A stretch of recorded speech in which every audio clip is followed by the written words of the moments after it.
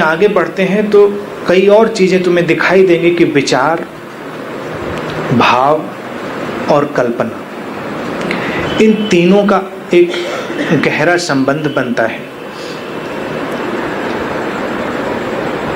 वो विचारों को जीवन देता है।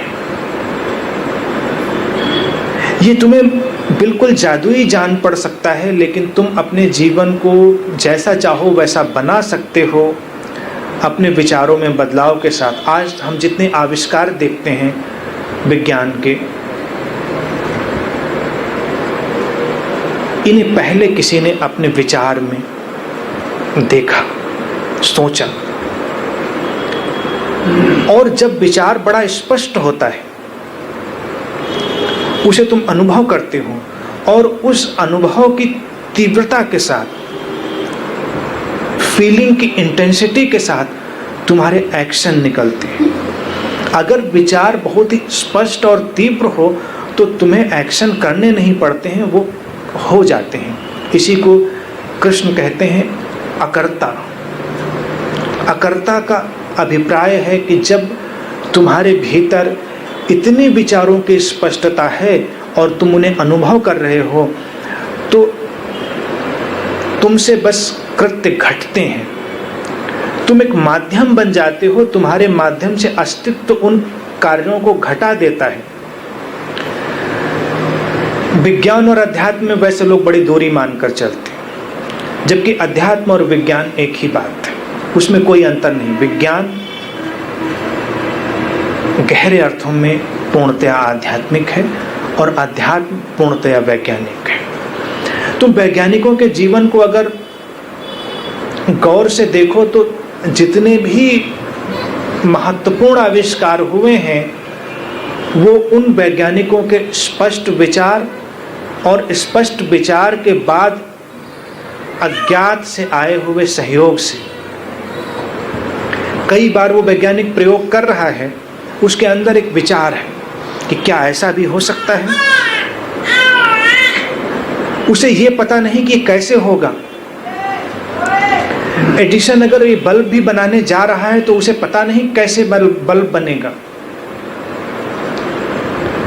कोई भी नया जो आविष्कार है उसका केवल एक हाइपोथेटिकल आइडिया है माइंड में, फिर अस्तित्व की बहुत सारी शक्तियां उसे सहयोग करती हैं और कृत्य घटते चले जाते हैं। तुम्हारे हाथ वैसे चलने लगते हैं। अब तुम्हें लगता है कई बार मैं भी विचार करता हूं लेकिन कृत्य तो नहीं घटते। कई बार बहुत सारे आलसी लोग भी विचार करते हैं और उन्हें लगता है कि मेरे विचार घटते नहीं या वो मेरे जीवन को बदलते नहीं, क्योंकि तुम्हारे विचार अभी स्पष्ट नहीं होंगे। जैसे पहले विचार की मैंने संरचना बताई थी, विचारों का जो स्वभाव है और विचारों की दृढ़ता है वो तुम्हें विचारों में ऊर्जा देने में सहयोगी बनती है। तो स्पष्टता और दृढ़ता के साथ एक्शन ऑटोमेटिक हो जाते हैं। जैसे तुम कभी सीढ़ियां उतर रहे हो, इस पर ध्यान दो। विचार कैसे काम करता है और कैसे बहुत ही संतुलित ढंग से अपनी ऊर्जा को तुम्हारे भीतर फेंकता है। तुम हैरान रहोगे, वो कभी चूकता नहीं। तुम सीढ़ियां उतर रहे हो, तुम्हारे विचारों ने सीढ़ियों की ऊंचाई और तुम्हारे पैरों की जो गति है उसको कैलकुलेट करके एक सिस्टम तुम्हारे माइंड को दे दिया है। तुम्हारे मस्तिष्क को एक पूरी गणित दे दी है कि इतनी ऊंची सीढ़ियां हैं, पैर इतनी गति से जाता है और सीढ़ियों पर पड़ता है। अब तुम उतरते जा रहे हो, तुम बार बार उतरने का प्रयास नहीं कर रहे हो, तुम्हें केवल सीढ़ियां दिखाई दे रही हैं और तुम उतर रहे हो। अब तुम कहीं बातों में लग जाओ और सीढ़ियां खत्म हो जाएं, लेकिन तुम्हारा जो मस्तिष्क है अभी इस बात को तय न कर पाया हो कि सीढ़ियां खत्म हो गई हों और वो समझ रहा हो कि अभी एक सीढ़ी और बाकी है, तो तुम्हारा एक पैर और उठ जाता है और तब तुम्हें बहुत तेज झटका लगता है। ऐसा होता है ना कभी कभी, और वो झटका उतनी ही तीव्रता का होता है जितनी तीव्रता में तुम उतर रहे होते। तुम्हारे विचार कभी भी कंफ्यूज नहीं होते। वो चूंकि ये सीढ़ियां उतरना इतनी सामान्य घटना है कि उस स्पष्टता को प्राप्त करने में तुम्हें कोई अतिरिक्त प्रयास नहीं करना पड़ता। लेकिन जीवन में और भी बहुत सारी बातें हैं जिनमें तुम स्पष्ट नहीं होते। अब जैसे ध्यान, अपने आप को जानना, प्रेम, शांति, तुम इन्हीं बातों में अस्पष्ट हो जाते हो, कंफ्यूज हो जाते हो। तुम्हें लगता है प्रेम, फिर प्रेम के साथ बहुत सारी बातें चली आती हैं कि प्रेम कैसे, क्यों। ध्यान, तो ध्यान संभव होगा नहीं होगा, कैसे करेंगे, बहुत सारे विचार। अपने आप को जानने का, सेल्फ रियलाइजेशन का जो प्रयास, उसमें भी तुम पूरी तरह से कंफ्यूज हो जाते हो। कई बार वो तुम्हारे अहंकार की यात्रा बन जाता है बजाय कि तुम्हारे सेल्फ की जर्नी बनने के। फिर तुम साधना भी करते हो, तुम प्रयास भी करते हो और कुछ घटता नहीं, तो तुम्हें लगता है कुछ हो नहीं रहा। लेकिन अगर तुम अपने विचारों की स्पष्टता के साथ एक बार किसी की ओर देखते हो तो वहां प्रेम भी घट जाता है। तुम उस स्पष्टता के साथ ध्यान में बैठते हो तो ध्यान भी सहज घट जाता है। और आत्मज्ञान या सेल्फ रियलाइजेशन भी कोई कठिन बात नहीं, बस स्पष्टता। तुम्हारा भविष्य तुम्हारी उसी वैचारिक स्पष्टता से निकल रहा है। तुम जितना उनको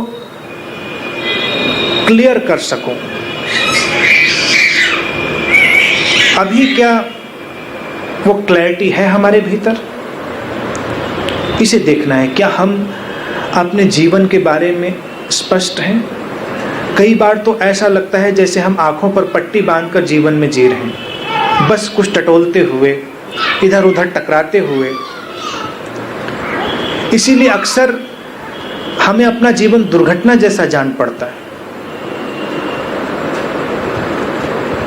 ऐसा लगता है कि हम इस जीवन में दुर्घटनावश आ गए हैं। एक धक्के ने तुम्हें यहां पहुंचा दिया है, जीवन के कुछ संयोगों ने तुम्हें किसी और जगह पर लाकर खड़ा कर दिया है। लेकिन संबुद्ध मित्र कहते हैं जीवन दुर्घटना नहीं है, जीवन तुम्हारी ही आकांक्षा से निकली हुई यात्रा है। तुमने ही जीवन के विस्तार की, जीवन की यात्रा की एक परिकल्पना की थी, उसी कारण तुम हो।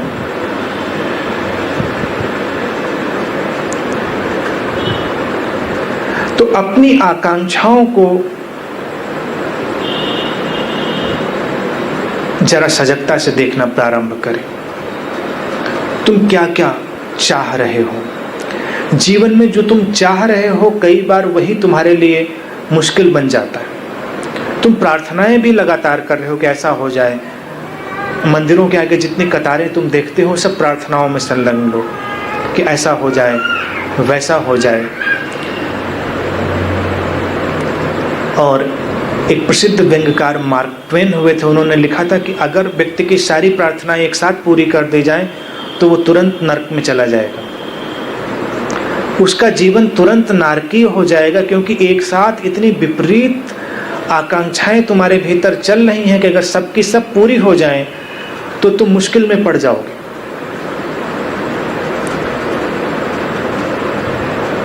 तो अपनी आकांक्षाओं का पुनरावलोकन करें, इंट्रोस्पेक्शन करें कि जीवन में तुम क्या चाहते हो। कई बार जीवन की आपाधापी में तुम इस तरह से भागते चले जाते हो कि तुम एक बार ठहर कर देखने की कोशिश भी नहीं करते कि तुम सचमुच में चाहते क्या हो। कभी तुमसे तुम्हारे माता पिता कुछ चाहते थे तो तुम वो करने निकल पड़े हो। कभी तुमसे तुम्हारा समाज, तुम्हारे धर्म गुरु, तुम्हारे राजनेता को चाहते थे तो तुम वो करने निकल पड़े हो। तुम्हारी पत्नी को चाहती थी तो तुम कुछ करने निकल पड़े हो, या तुम्हारा पति को चाहता था तुम वो करने में लगे हुए हो। तुम्हारे बच्चे कुछ चाह रहे हैं तुम वो कर रहे हो। तुम भागते जा रहे हो, तुम्हें पता नहीं तुम्हें जाना कहाँ। इसीलिए एक गहरा तनाव आज के मनुष्य के ऊपर है, क्योंकि उसकी चाहें, उसके डिजायर्स बिल्कुल कंफ्यूज्ड है। अब आध्यात्मिक लोग तुम्हें एक और मुश्किल दे देते हैं, वो कहते हैं कि इच्छा मुक्त होना है,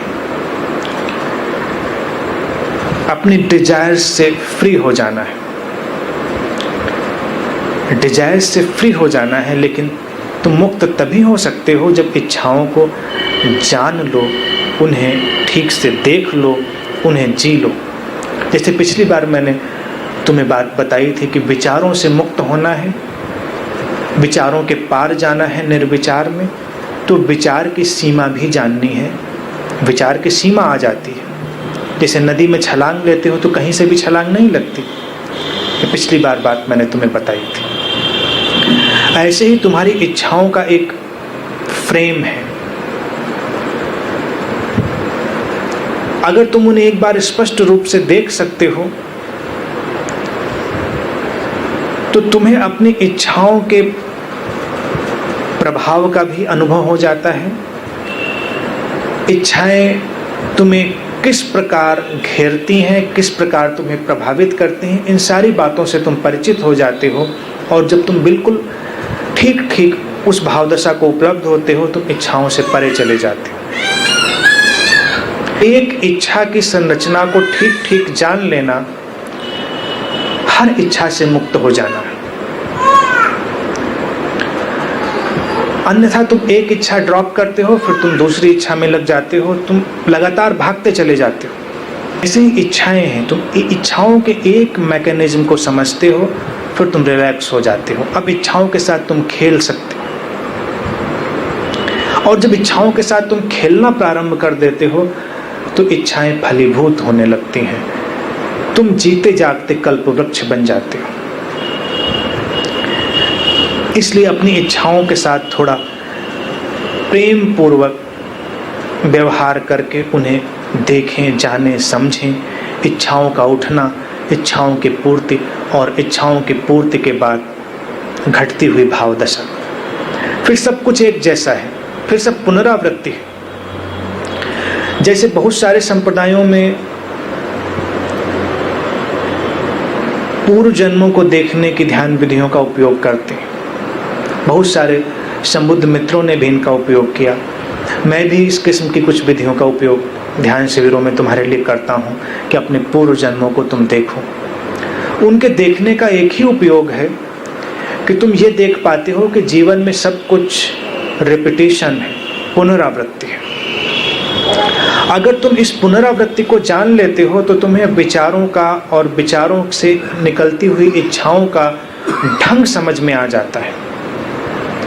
अब तुम उनसे उत्तेजित नहीं हो, प्रभावित नहीं हो, तुम उनके प्रति सहज हो। सहज मन से तुम कोई भी इच्छा कर सकते हो। इच्छाएं बुरी नहीं है,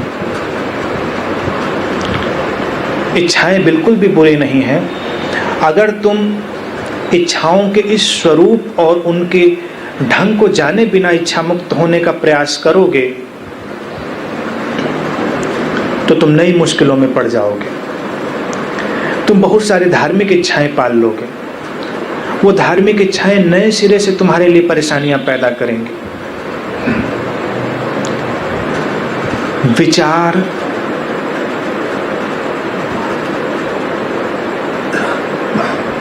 किसी न किसी रूप में इच्छाएं बनती हैं। कई बार तुम इच्छा नहीं भी कर रहे हो, लेकिन वो विचार अगर तुम्हारे भीतर बना है तो वो अचेतन तौर से वो इच्छा बना हुआ है। जैसे तुम बस अपने भीतर कोई विचार लेकर चल रहे हो, तुम्हारे भीतर कोई दृश्य है, कल्पना है, तुम नहीं सोचते कि मैं ये चाह रहा हूं, लेकिन वो तुम तक आ जाता है, क्योंकि तुम्हारे भीतर उठी हुई उस विचार की तस्वीर ने तुम्हारे मस्तिष्क को ये संकेत दे दिया है कि तुम उसकी इच्छा कर रहे हो और वो तुम तक आ गया है। कई बार तुम्हें घटना जीवन में अनुभव में आती होगी, यूं ही अनजाने में तुम्हारे मस्तिष्क से कोई विचार गुजरा और वो बहुत जल्दी कुछ ही समय में मटेरियलाइज हो गया, घट गया।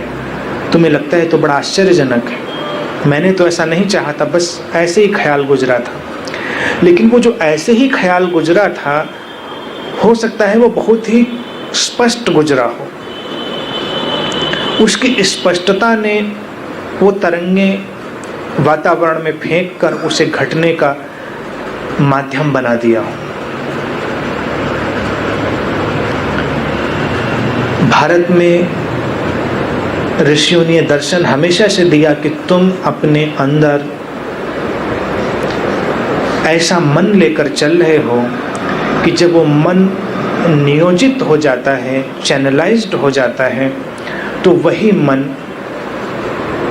कल्प वृक्ष बनता है। कल्प वृक्ष की धारणा जानते हैं ना? उस कल्प वृक्ष से ही संकल्प निकलता है। संकल्प विचारों का प्राण है। संकल्प विचारों की दृढ़ता है।